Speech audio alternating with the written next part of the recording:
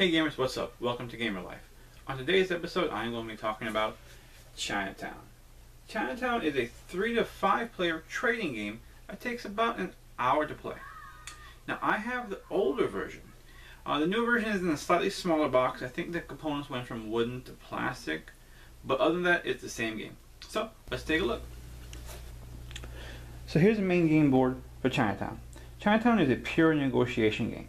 An object of Chinatown after 6 rounds is to be the player with the most money. So you are pretty much going to be acquiring lots all across Chinatown.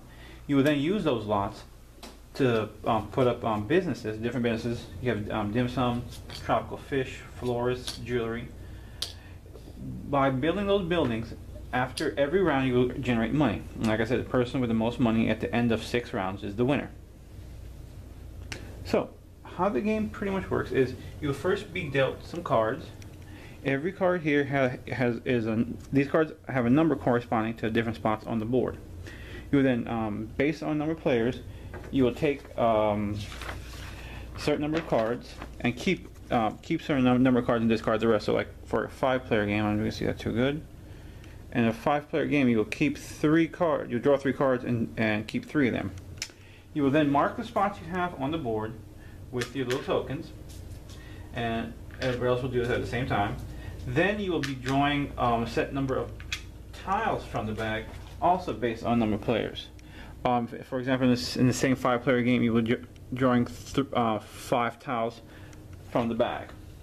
After all players have done this, you then proceed to the main game round, which is negotiation. You will be negotiating different lots. Pretty much players want to trade lots. If they want to swap different tiles they have for other tiles. Now let me talk about these tiles real quick. There are 12 of each type of tile, and it's that number down at the bottom there, that's the size of that specific building. I'll get back to that in a second.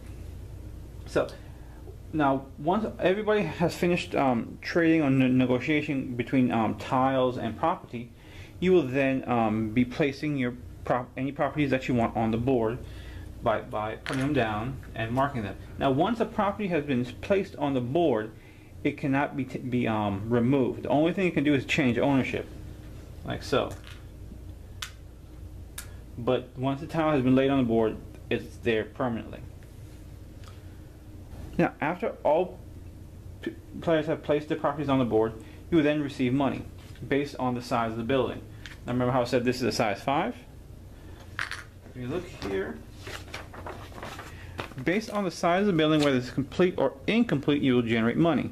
So for now to connect a building, you have to connect it orthogonally, not diagonally. So for example, this here is is an incomplete 5. An incomplete 5 would generate you $40,000 at the end of the round. But if you get 5 dim sums in a single block, this is one block, this is another block, they're separated by the streets here. If you get 5 consecutive dim sums or level 5 building consecutively, you'll generate the 5, which is 110,000. So it's a significant increase from a incomplete to a complete building. So, and that's pretty much the game. You're going to be trading properties and lots, and then earning your income. And after 6 rounds, whoever has the most money is the winner. So that was Chinatown. I enjoy Chinatown. It's a very light negotiation game. It's very quick. It's very straightforward. Some people have told me they don't like the slight cutthroatness of it, because once all negotiations have stopped and no one wants to trade with you, that's it.